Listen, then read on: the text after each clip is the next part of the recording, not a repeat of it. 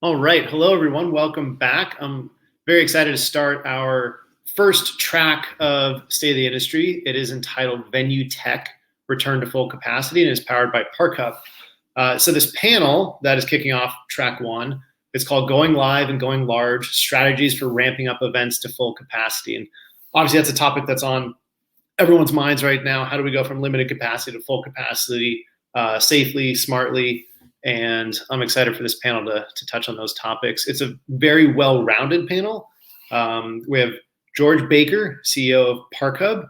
We have Tom Story, President, Commercial Business Operations at UBS Arena, and Mike Conley, CIO of the Cleveland Cavaliers. So between the three of them, we have a venue tech provider, a really exciting new arena, and a CIO of an NBA team. And so it's a very well-rounded conversation. I'm hoping to stimulate here today. And gentlemen, really excited for the three of you to join us. Thank you for your time.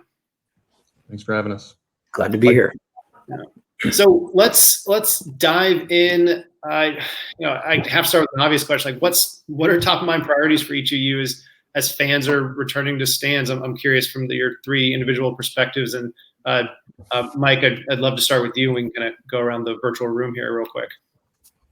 Sure. I think the key thing for all of us is we're just really trying to instill the trust and confidence for the fan base to feel comfortable coming back to events where there's a high capacity of individuals that will be traversing through the building. Right. So being able to put protocols and a process in place that whether you're on one end of the extreme or the spectrum or you're on the other, that everybody feels like they have a way to come into our venue and to enjoy the event with as much normalcy as possible.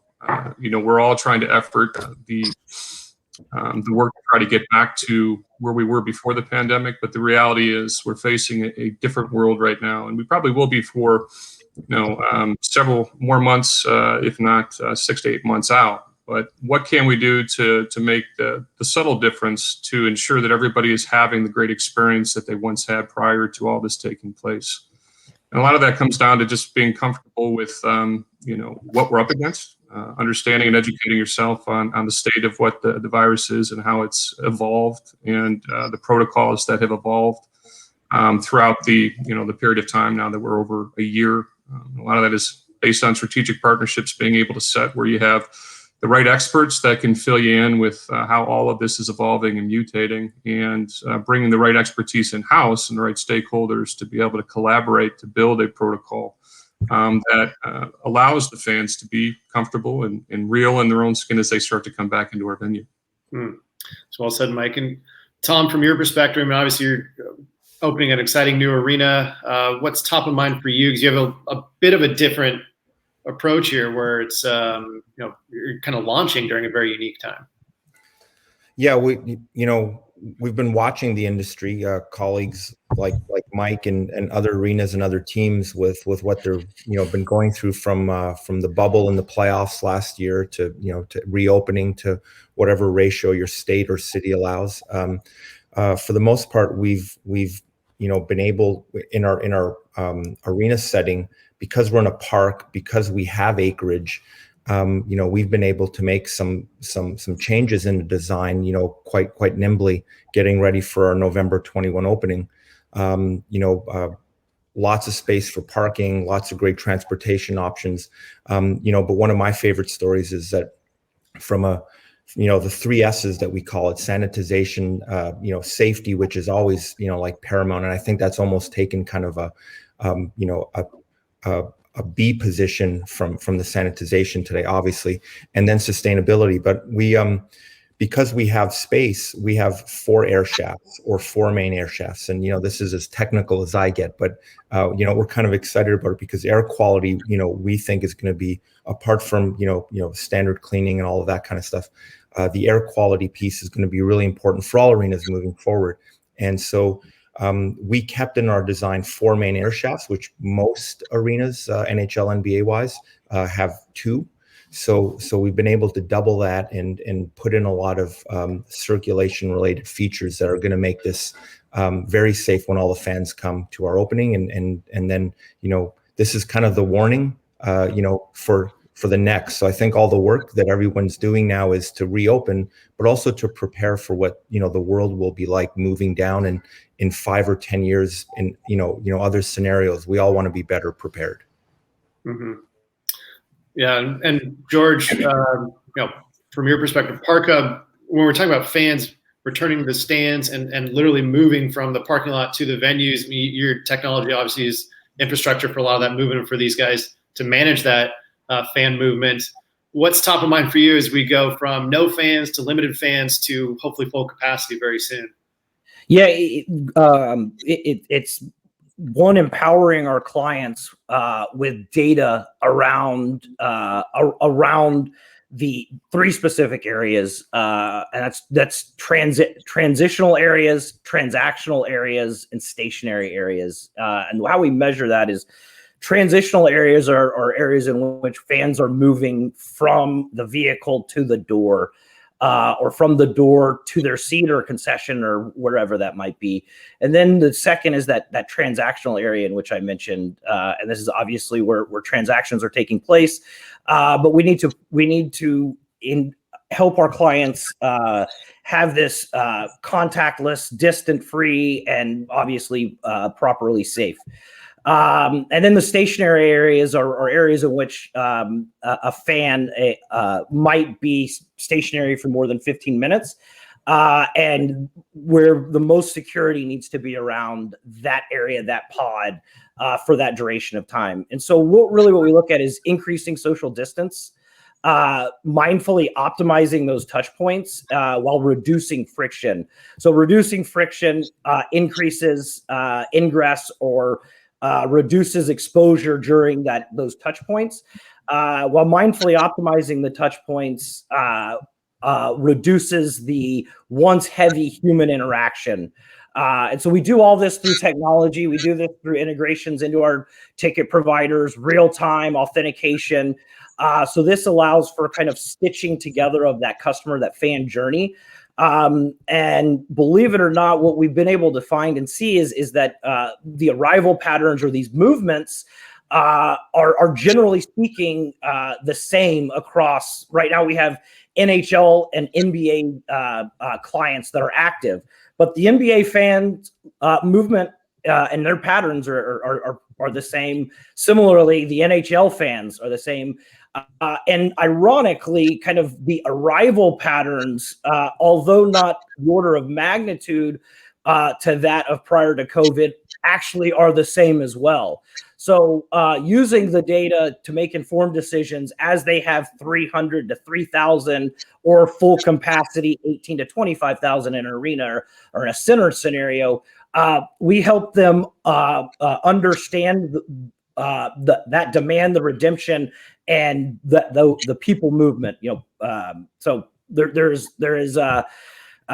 fans are creatures of habit, and their habits haven't necessarily changed. The way that we've delivered the ticket, the way that they're interacting with the infrastructure may be different, but they're all there for the same purpose. It's interesting to mention it kind of leads well into my next question, George, where you're saying fans are creatures of habit. How do you go about, this is a question for all 3 of you, obviously, how do you go about understanding what the fans' new expectations are? They, like you said, George, they have their habits, but there have to be new expectations on some level from fans who are attending games this year versus 2 years ago. Maybe Mike, I'll start off with you from the Cavs perspective. How are you communicating with fans now to learn what they might be looking for to feel safe attending a game once again? We go about it in two unique ways. First is doing the traditional survey approach for post-event or egress surveys, really to get a pulse on the field for the fans that just experienced an event.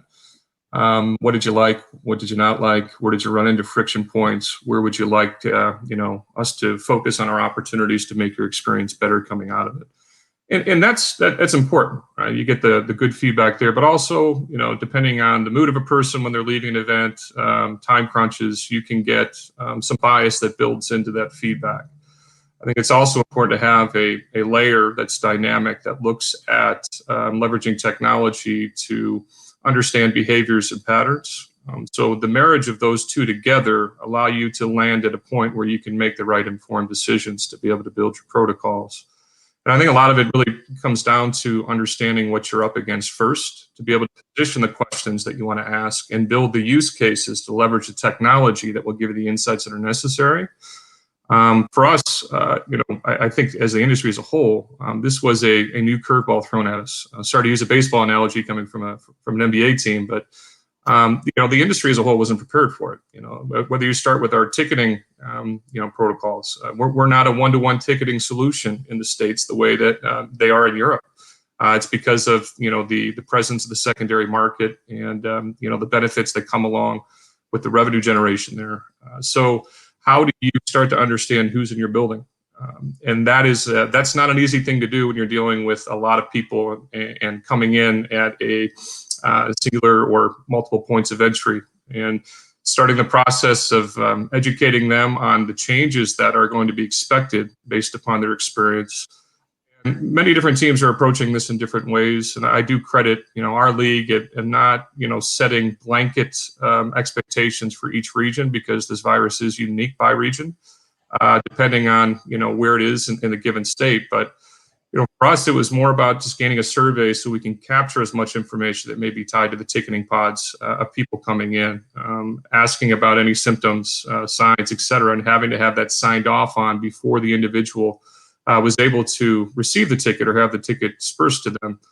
And like anything, you try to over-communicate leading up to your events, but there's always going to be a path where individuals don't receive that information, and then you're dealing with trying to put out those challenges or those fires of ingress. So it's just being overly prepared so you can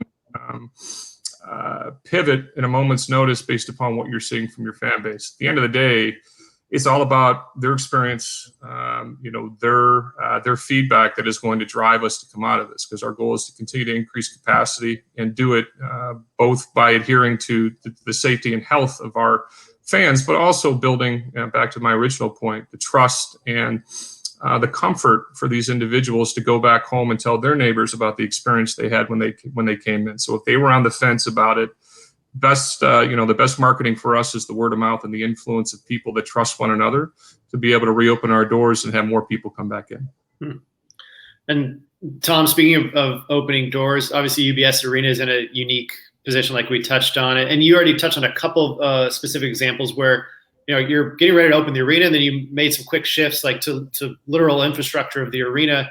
Talk more about how you're marrying fan expectations with what the arena is actually providing fans. Yeah. I think the industry, and then I'll give you an arena perspective here, but we were all pushing towards digital ticketing, and eliminating, the PDF, which I think most teams had and most venues had, and also eliminating, printed tickets. And, there's always been that push and pull of historical fan versus new digital fan. And so I think, the pandemic has pushed us, specifically for UBS Arena in directions that we were already going towards. So in some bizarre way, it helped us validate the self-checkout. It helped validate the fully digital and mobile. Again, as Mike said, it's not the one-to-one direct Euro soccer, tradition given, but all the teams and all venues, I think, if this isn't the moment to take the Band-Aid off printed tickets, and I'm not sure when is, but it also helped us. One of our clients and one of our big assets is from the music perspective, and so we see music as a tenant along with our New York Islanders hockey team, home of the Islanders, obviously. But the designs that we put in place for music in terms of the space that that they need to comfortably load in now, greenhouses that are not green rooms that are not locker rooms for artists, stuff like that, because again of space and because of the current environment and the time that we had to design, we think we'll be able to deliver a customer fan experience again that is safe, digital, but also a music perspective that is different than most other buildings, based on some design elements. It's really interesting. George, from the ParkHub tech perspective, kind of building out off of what Tom was just saying and kind of, adjusting elements for fans and understanding how to provide a safe digital environment. What kind of product changes or changes have you had to make with any of your partners, whether their venues or the teams, to meet this moment for fans looking for a really seamless and safe experience of coming back to the ballpark or arena? Yeah. Honestly, we haven't had to make a lot of changes because for the last 5-6 years, we have been pushing the digital ticket, the understanding of the fan. Let's move out of the one to many, the John Doe ticket block of 2,000 tickets from the ticket broker that move through the exchanges. So we've been trying to convert that in the parking lot into an electronic form of payment, and then move that into kind of a sales and marketing CRM. So then they can use that for a new card on file to then remarket to move them in. So we haven't really changed much. We really became overnight no longer a nicety. We became a necessity, specifically through the real-time integrations into the various ticket platforms, whether that's Ticketmaster's presence database or ProVenue on the tickets.com side, or a Paciolan integration in the university sector. But the ability for our real-time authentication and put it back into that proper database, so then the box office can understand that ticket was redeemed for troubleshooting purposes, to the extent there might be multiple duplications of that trying to get in on a fraudulent standpoint. So we've had all of that in place. So what I would say is that trends that we're seeing is the fan, 55% of the fans are wanting safety, and 74% of those are wanting convenience.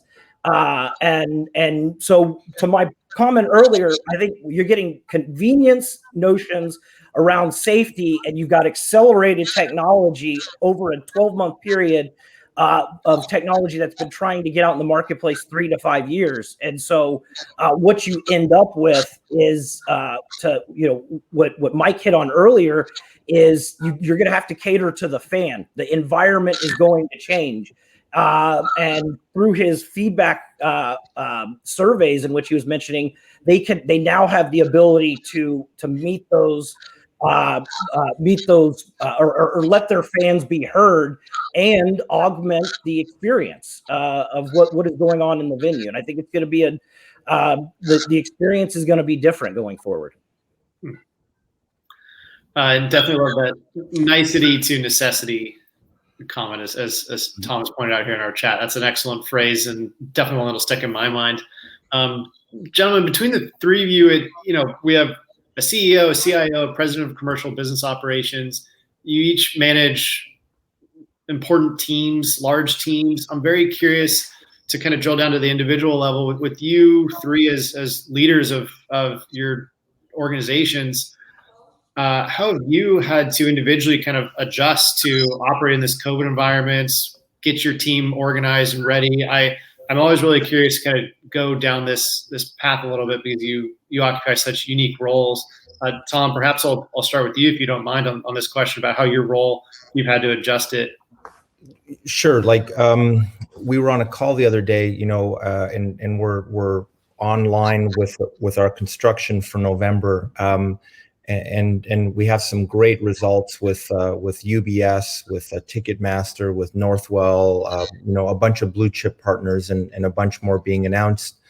And our premiums about 70% sold out. But all of that, what I think the pandemic taught us was really patience. And so we had to kind of change. We haven't spent $1 effectively of any of our marketing or media budget, because it was just never the time. Now, we think that time is about to, approach. We think with the vaccine rollout, we think the confidence, we think with the weather, a bunch of indicators, a bunch of direct feedback. So we think that time now for all of the team, frankly, is coming to have kind of larger voice. But patience was really hard. We worked on really long sales cycles. Generally, in a premium and a partnership world, those sales cycles became even longer. And so as type A aggressive individuals, results driven organization, we had to kind of just temper to say, we have to keep the customer in mind here, our partner in mind, when they're ready to transact. And that isn't an instinct generally that sports and entertainment people with a new building have. You want to race out, you want to announce great new deals, but we had to do it on a different time frame. And that patience has served us well. Interesting. Thanks for those insights, Tom. Mike, on your side, have you worked with your team during these very unique times? One of the biggest things I think I found is the human aspect of uncertainty makes people fall outside of their comfort zone very quickly. Right? We operate in an industry that is very predictable, that is set on an event schedule that we all work towards common goals to try to get through. This threw a wrench in all of that, and I think what it really taught me as a leader is to be empathetic to that, and to understand what each individual is going through and the process that they're dealing with the change. Because you have your sprinters and then you have your marathoners and the way that they react, right? Mm-hmm. Some will wear their passion on their sleeve right away and get that out of their system. Others slowly leak that out over time. So it was more about how do you set yourself up to understand the needs for each individual team member, and just the confirmation of being able to know that you're there for them. I've always been a servant-based leader. So, if I hire correctly, my job is to get out of the way and to empower them to do what they do best. And in a lot of cases, it's just making sure that people feel comfortable with the uncertainty that's ahead, knowing that we will bounce out of this. And, back to the organizational goals for us was not to get complacent. Because we have this uncertainty, we have this gap where our business has changed, it doesn't mean we get complacent. It means we get creative in figuring out ways that we can solve problems in different means, form better collaboration across our business, start to form stronger relationships, because it's going to take everybody to get out of this working together. I've never seen more collaboration across our organization and people chipping in to help revenue centers versus service centers, which is a great silver lining that comes out of this. I also, as a technologist, I never thought I'd see the day where I would see the mass adoption of, efficiency and collaboration software that we've been trying to push for years within the organization. And almost overnight, that became a critical part of how we were going to do business. So taking it slow, understanding that, humanizing the aspect of what we're up against, and not always looking at things through the lens of the business all the time was important. But at the end of the day, we're all trying to itch towards the same goal, and just helping people get there in their own unique ways so they can contribute along the way has been the successful formula that I've been able to roll with throughout this entire pandemic here. Well said, Mike. And George, to you, CEO of ParkHub, I know you guys have been growing for a number of years now. And then obviously this was there just literally weren't fans going to stands and parking and meeting the logistics. But now, we're opening it back up. How did you manage your team in a different way? We adapted. We were nimble, and we are still adapting. When last March, when this occurred, March 12th, I believe, within 48 hours, we were fully remote, and we're fully remote still today. We had all the systems in place. Mike, you would love it. We've moved Zoom from an external tool for product and demos to internal communication. We've always been on Slack. But what I did specifically is I placed the value in different areas. I'm a servant leader. I loved having my people. I love building teams. I love driving innovation, and driving innovation in a digital world, not a physical setting, is very, very difficult. And so with that said, communication became paramount. So I increased my communication cadence, beginning with a kind of a Sunday evening weekly recap email what events transpired over the past week and what we were looking forward to the week ahead. Then Tuesdays, I had an all-company stand-up meeting that only lasted 30 minutes, but nonetheless, it was everybody on one Zoom meeting, and I had my executives report out. It gave kind of that, as we were also hiring during this, it gave those new hires the ability to get kind of ingrained into the culture and understand where we were at. We look for new opportunities. Taylor, you mentioned that the sports entertainment world was at a standstill, but that sports entertainment world, from a destination standpoint, looks a lot like a campground or a state or a national park, meaning it is a place in which people gather to go have an experience, right? And so we made great strides and inroads into that market, and we were able to, by the end of the year, launch 17 ski resorts. And we got into the state and the national park and campground business. So, which is thriving and up about 120% year over year. Do you think you would have gotten into that line of business, George, like if this pandemic had not happened, or that was kind of a silver lining? Yeah, no. Back to the kind of the nicety to necessity.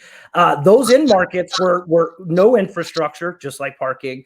Transacted still in cash, analog, perforated Excel spreadsheets, or in the campground, but literally a binder with your reservation and a lockbox that you would stick the dollars into. Very similar to that of the parking world over the last 30 years. And at the end of the day, it's a area for storage of a vehicle or a campground that needs to be utilized and transacted contactlessly. And when you're able to do that, you're able to yield management, and you're able to understand data around it and optimize the efficiency of that. Well, gentlemen, we only have 2 minutes left, and I want to touch on one of the biggest themes of state of the industry here, which is almost every panel touches on it. The amount of innovation that was accelerated during COVID, just out of necessity. That leads me to the last question of kind of silver linings, what came out of it, what you're excited that actually was forced to have had happen. You each kind of touched on small specific examples. Mike, like software collaboration tools, and George, like moving in other business verticals. I'm curious what the number one thing that sticks out of your mind that you say to yourself, like, I'm so happy it played out that way. We were forced to do that, and it's going to pay dividends down the line. Tom, maybe I'll start with you. Silver lining, that's a big takeaway that you're excited about. Look, we're through this, we're going to be touchless in bathrooms, digital and ticketing. So we're going to be pushing, data, and as I think the panel knows, there's a lot of value in the data, whether it's gaming and know your customer and security. But I just also think operationally as an industry, and shame on us on how we kind of managed our buildings prior. I won't suggest that we're airlines in terms of sanitization by any means, but I think this is now going to require us to just be better operators, just be better operators with the quality of the air, with the sanitization of the buildings, with the cleanliness of food and service preps. I think it's going to be safer, cleaner, and a better environment. And it often takes kind of big pushes or challenges like this to get to a better and a new state. But I think as an industry, we're going to be better in music and better in sports and entertainment. Well said. George, any quick silver linings from you? Maybe 15, 20 seconds? Yeah, 20. It's kind of stated it. The silver, I think, period, better fan experience. Tom nailed that. And actionable data back to the team and the venue, so they know who their fan is, and then to that point, they can better understand it and cater those experiences in a fully contactless, if the patron chooses to, fan customer journey. And I think it is a great thing. Mike, you want to get the last words in here on? Sure. Yeah, real quick. I mean, it sped up our transition to go from cash to cashless. That was kind of the linchpin for us to move forward in that direction after being on mobile ticketing. But it also allowed us to take advantage of the dark days in the venue that we wouldn't otherwise have to do macro projects. So we're going to be rolling out a state-of-the-art Wi-Fi 6 deployment here, in the coming weeks. That is going to that project was sped up because we had more availability to get into the venue, to do the structured cabling and everything else. That puts us in a position to have a little bit more lead time before we host the All-Star game in February of 22. So there's always the small wins you got to look for. You never want to use a pandemic as a reason to leverage those small wins, but on the back end of this, we'll be able to make some great progress that we wouldn't otherwise been able to achieve if we weren't given this opportunity. Well, George, Tom, Mike, really well spoken. Appreciate the insights from the three of you. Again, I'm really pleased with how well-rounded this conversation is from you guys. Thanks for kicking off our first track.